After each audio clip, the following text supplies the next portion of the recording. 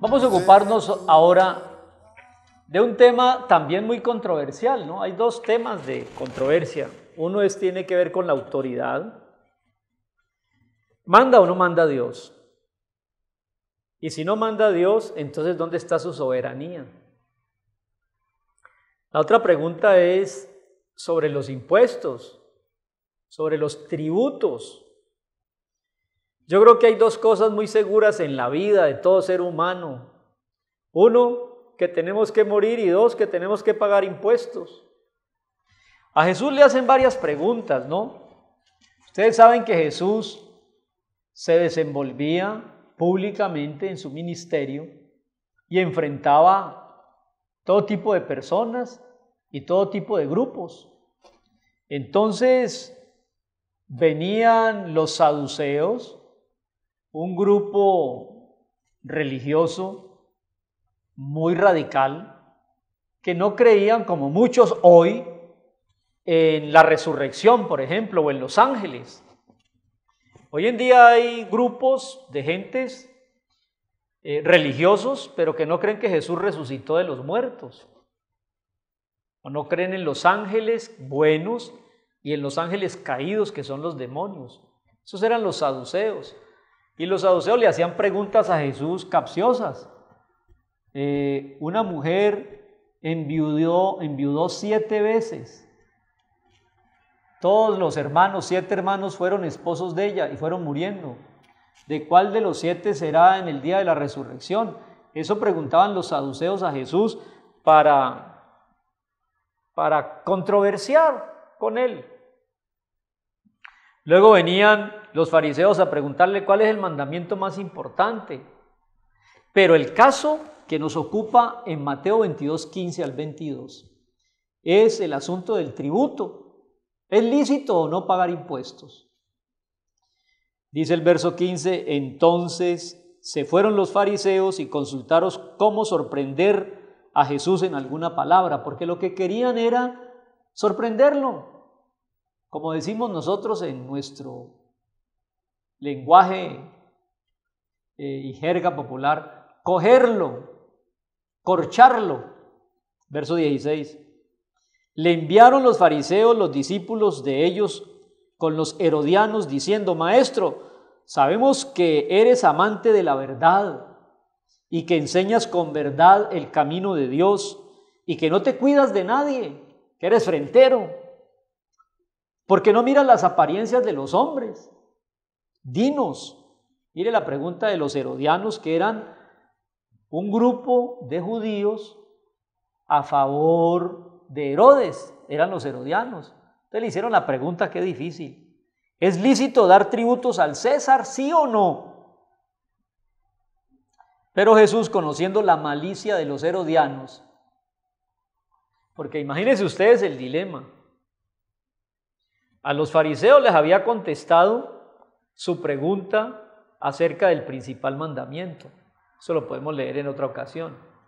A los saduceos les contestó la pregunta sobre la mujer que enviudó 7 veces, un caso pues atípico, ¿no? Esas preguntas capciosas. Nunca se va a presentar un caso de esos, pero se lo plantearon a Jesús y él lo respondió. Entonces los herodianos, a favor del imperio, a ver, dinos, ¿es lícito? ¿Debemos pagarle tributos al César? Si Jesús dice que sí, entonces todo el pueblo se va en contra de Jesús, porque precisamente los romanos los tenían acosados con tanto impuesto. Cualquier parecido a lo de hoy es mera coincidencia.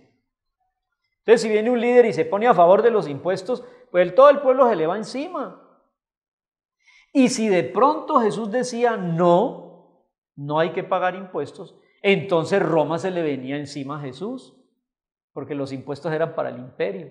Entonces miren ustedes esa pregunta capciosa y el dilema que enfrentaba Jesús ante los herodianos. Versículo 17, ¿es lícito dar tributo a César o no? Jesús, conociendo la malicia, les dijo, ¿por qué me tientan, hipócritas? Muéstrenme una moneda. Entonces le mostraron una moneda. Y él preguntó, ¿de quién es la imagen y la inscripción? Las monedas del imperio tenían la imagen del César y la inscripción, ¿no? El imperio romano tributando al César, las monedas, como las monedas nuestras hoy, que todas tienen la imagen de un prócer, de la historia, del imperio, del país. Entonces él les dijo, muéstrenme la moneda. Y ellos le mostraron un denario. Entonces le dijo, ¿de quién es la imagen y la inscripción? Le dijeron, del César. Y les dijo, denle pues a César lo que es de César y a Dios lo que es de Dios. Oyendo esto se maravillaron y se fueron. Maravillosa respuesta. ¿Qué quiso decir Jesús cuando los herodianos le pusieron esa cáscara, esa pregunta para que cayera? Sencillamente lo que le tengo que decir a usted, amable visitante, las cosas de Dios son liberadoras. ¿Qué imagen tienen las monedas? La imagen del imperio. Pero eso es lo material. Dele al imperio lo que el imperio pida. ¿Cuál es la imagen en el ser humano? La imagen de Dios. Fuimos hechos a imagen y semejanza de Dios. ¿Qué imagen tenemos los seres humanos?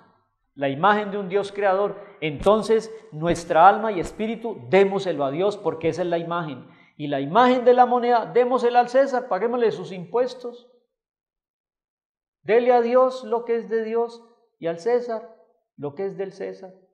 Lo triste es que a veces entregamos nuestra vida con la imagen de Dios a todas las cosas que el mundo y el materialismo nos piden. No hagamos eso.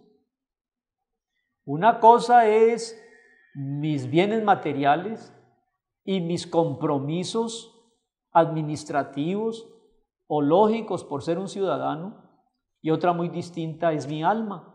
Mi alma tiene la imagen de Dios y es para Dios.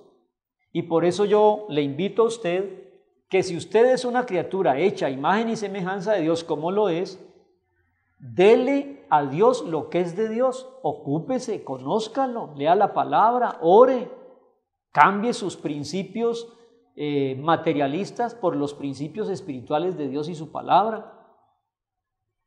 La política, por ejemplo, la política exige de todos nosotros que le rindamos pues todo nuestro temor y culto a ellos. ¿Por qué? Ellos tienen que ver con la administración pública y para eso se pagan los impuestos. Yo he cumplido ya con esa parte, pero ellos no tienen nada que ver con mi vida espiritual. ¿Qué hacen las religiones? Las religiones apoyan todo el sistema de los países y de los imperios. Por eso lo nuestro no es religión, es una relación con Dios a través de Jesucristo. Venid a Jesús, entregale tu vida a Jesús. En tu alma está la imagen de Dios, que es para Dios. En tus bolsillos están las monedas con la imagen del gobierno, eso es para el gobierno.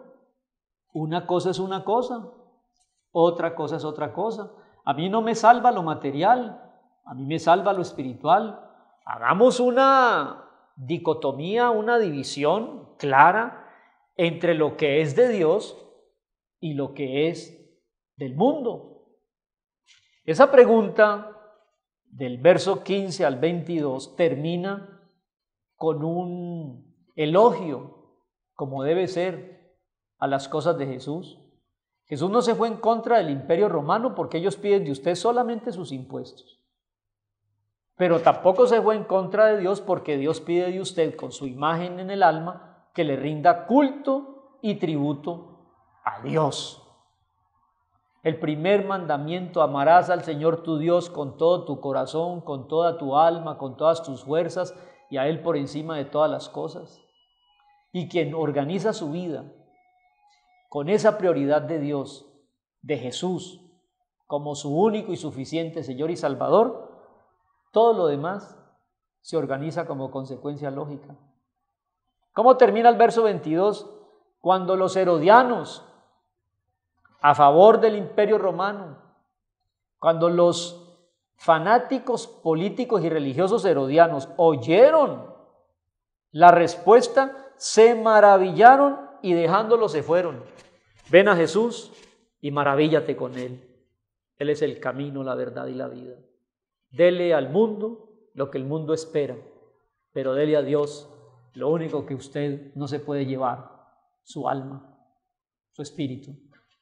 Que el Señor nos bendiga, que el Señor en su soberana manera de manejar las historias venga un día para que haya paz. Y si no viene en el transcurso del día, mañana nos encontramos. Bendiciones.